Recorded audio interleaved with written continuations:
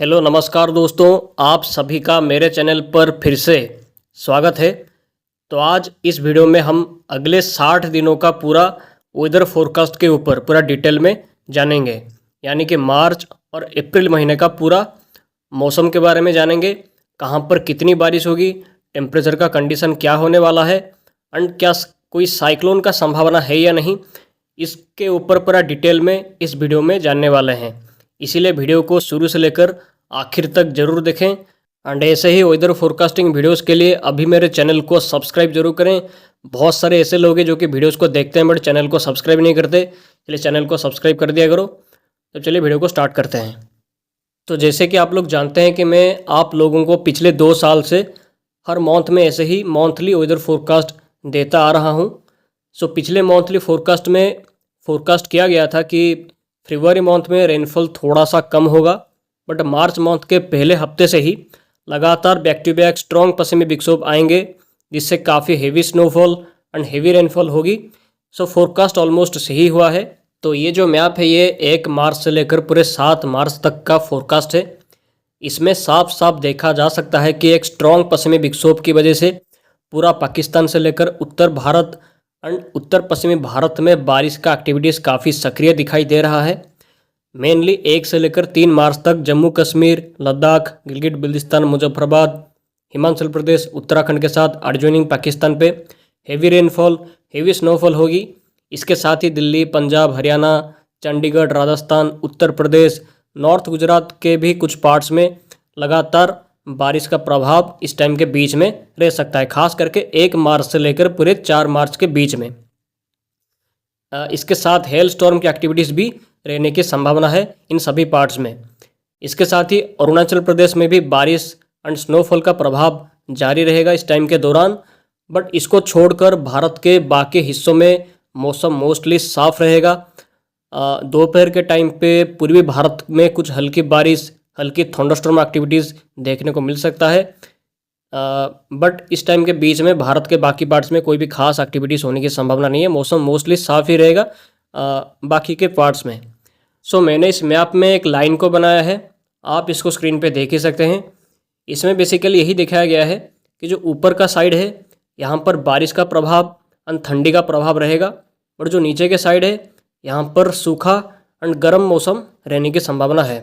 And इस time के बीच में दक्षिणी बंगाल की खाड़ी में एक साइक्लोनिक सर्कुलेशन का फॉर्मेशन कर सकता है, ऐसा कुछ मॉडल का फोरकास्ट है। सो इस टाइम के दौरान जो दक्षिणी बंगाल की खाड़ी में जो साइक्लोनिक सर्कुलेशन का फॉर्मेशन करेगा, जिसको लेकर कुछ मॉडल का फोरकास्ट है, इसका कोई भी इंटेंसिफिकेशन होने की संभावना नहीं है, बट इस सर्कुलेशन के प्रभाव से अंडमान निकोबार आइलैंड के कुछ हिस्सों में बारिश देखी जा सकती है। सो टेम्परेचर के बारे में बात करेंगे तो टेम्परेचर धीरे धीरे करके इंक्रीज करना स्टार्ट करेगा, बट उत्तर भारत में बारिश जो हुआ होगा उसकी वजह से फिर से वहाँ पे टेम्परेचर में थोड़ा गिरावट देखा जाएगा। तो कहाँ पर कैसा टेम्परेचर रहेगा आप उसको स्क्रीन पे साफ साफ देख सकते हैं। तो ये जो मैप है ये 7 मार्च से लेकर पूरे 14 मार्च तक का फोरकास्ट है।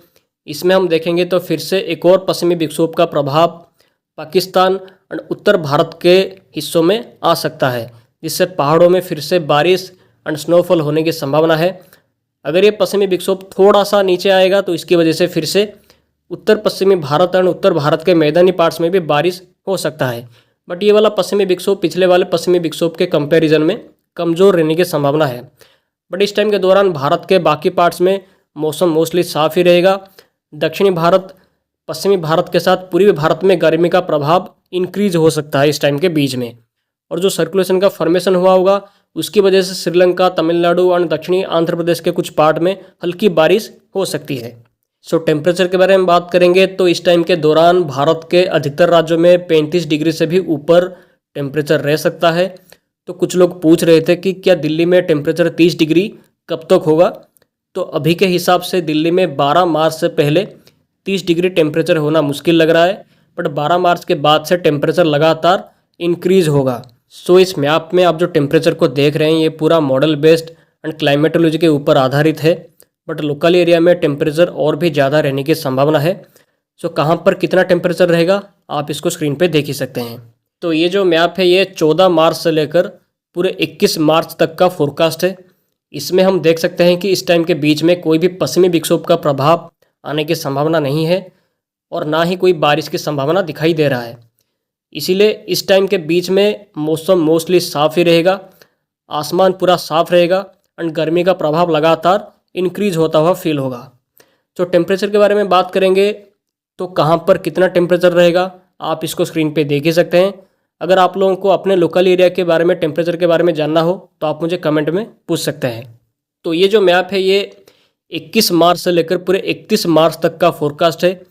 इस टाइम के दौरान एक कमज़ोर पश्चिमी विक्षोभ का प्रभाव फिर से आ सकता है, जिसकी वजह से पाकिस्तान और उत्तर भारत के पहाड़ी राज्यों में फिर से बारिश का प्रभाव थोड़ा सा इंक्रीज हो सकता है।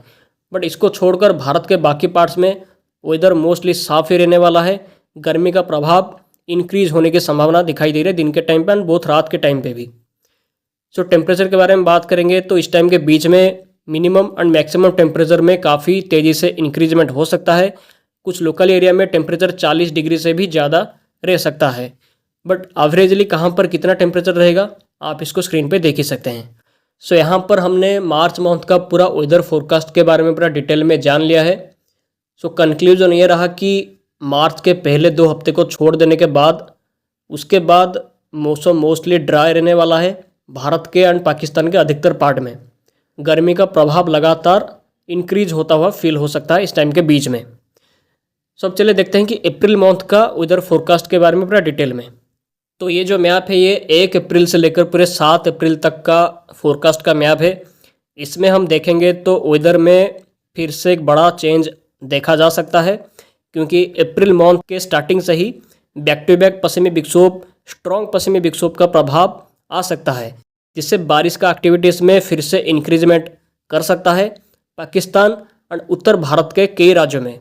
सो स्क्रीन पे आप देख ही सकते हैं कि एक स्ट्रॉन्ग पश्चिमी विक्षोभ का प्रभाव की वजह से उत्तर भारत में बारिश एंड थंडरस्टॉर्म, हेल स्टॉर्म की गतिविधियां देखी जा सकती है। एंड इसके साथ ही पूर्वी भारत और मध्य भारत के भी कई पार्ट में बारिश सामान्य हो सकती है। काल बैसाखी, आंधी तूफान का प्रभाव यहाँ पर भी रह सकता है। बट इसके साथ ही हीट वेव जैसी कंडीशन बनने की संभावना काफ़ी ज़्यादा दिखाई दे रही है। कई पार्ट्स में टेम्परेचर 40 डिग्री से भी ऊपर जाने की संभावना है अप्रैल मंथ के स्टार्टिंग से ही। सो ये टेम्परेचर का मैप है। इसमें हम देख सकते हैं कि अप्रैल महीने के पहले हफ्ते से ही टेम्परेचर बहुत तेज़ी से ऊपर की तरफ जाएगा एंड हीट वेव की कंडीशन भारत के कई राज्यों में रहने की संभावना है। 42 डिग्री तक भी टेम्परेचर जा सकता है कई लोकल एरियाज में। सो कहाँ पर कैसा टेम्परेचर रहेगा आप इसको स्क्रीन पे देख ही सकते हैं। सो ये जो मैप है ये 7 अप्रैल से लेकर पूरे 15 अप्रैल तक का फोरकास्ट का मैप है। इस टाइम के दौरान भी सेम ही कंडीशन रहेगा। बैक टू बैक पश्चिमी विक्षोभ का प्रभाव रहेगा उत्तर भारत के राज्यों में एंड उत्तर पश्चिमी भारत के साथ एडजॉइनिंग पाकिस्तान के पार्ट में, जिससे इन सभी हिस्सों में बारिश, थंडरस्टॉर्म, हेल स्टॉर्म का प्रभाव एंड आंधी तूफान का प्रभाव रहने की संभावना दिखाई दे रही है। इसके साथ ही पूर्वी भारत एंड मध्य भारत के कई पार्ट्स में भी काल बैसाखी, आंधी तूफान की संभावना भी दिखाई दे रही है। तो टेम्परेचर के बारे में बात करेंगे तो इस टाइम के बीच में भारत के अधिकतर राज्यों में टेम्परेचर 40 डिग्री से ऊपर रहेगा। हीट वेव की कंडीशन काफ़ी ख़राब रह सकती है। कुछ लोकल एरियाज में टेम्परेचर 45 डिग्री से भी ज़्यादा रह सकता है अभी के फोरकास्ट के हिसाब से। सो कहाँ पर कैसा टेम्परेचर रहेगा आप इसको स्क्रीन पे देख ही सकते हैं। सो ये जो मैप है ये 15 अप्रैल से लेकर पूरे 30 अप्रैल तक का फोरकास्ट का मैप है।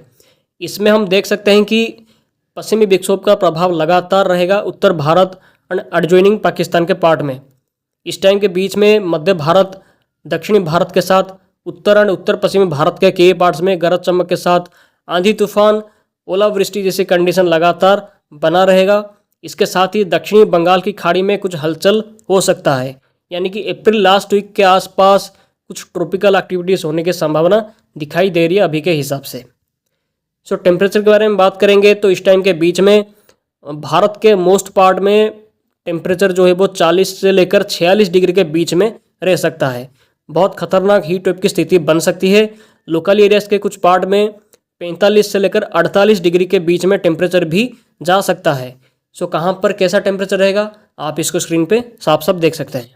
सो यहाँ पर हमने पूरा मार्च महीना एंड अप्रैल महीने का पूरा वेदर फोरकास्ट के बारे में पूरा डिटेल में जान लिया है। टेम्परेचर के बारे में भी यहाँ पे बात किया गया, बारिश के बारे में भी बात किया गया, आंधी तूफान, काल बैसाखी, इसके साथ पश्चिमी विक्षोभ के साथ साइक्लोन के बारे में भी यहाँ पे डिस्कशन किया गया है पूरा डिटेल में। सो कंक्लूजन ये रहा कि मार्च महीने के कंपैरिजन में अप्रैल महीने में बारिश और आंधी तूफान का प्रभाव थोड़ा सा ज़्यादा रहेगा। इसके साथ ही टेम्परेचर का कंडीशन भी अप्रैल महीने में बहुत ज़्यादा बढ़ सकता है। हीट वेव की कंडीशन अप्रैल महीने में ज़्यादा दिखाई दे सकती है। इसके साथ ही साइक्लोन की स्थिति भी बन सकती है अप्रैल महीने के लास्ट वीक में। हालांकि इसके बारे में, साइक्लोन के बारे में अभी कोई जानकारी सही से नहीं है, बट फिर भी ये एक प्री फोरकास्ट है। आगे इसके बारे में और भी वीडियोस आने वाले टाइम पे आप लोगों को देखने को मिलेगा। सो ऐसे ही वेदर फोरकास्ट के बारे में डिटेल में जानकारी आपको मेरे चैनल के सिवा कोई और देता नहीं है। सो ऐसे ही जानकारी लगातार बेसिस पे पाने के लिए आप मेरे चैनल को अभी के भी सब्सक्राइब कर लीजिए, और ऐसे ही लगातार जानकारी के लिए आप मुझे फॉलो भी कर सकते हैं ट्विटर में। सो आज इस वीडियो पे फिलहाल अभी के लिए इतना ही। फिर मिलते हैं अगले वीडियो पे। आप सभी का बहुत बहुत धन्यवाद वीडियो में आखिर तक बने रहने के लिए। आप सभी का दिन शुभ हो। फिर मिलते हैं अगले वीडियो पे।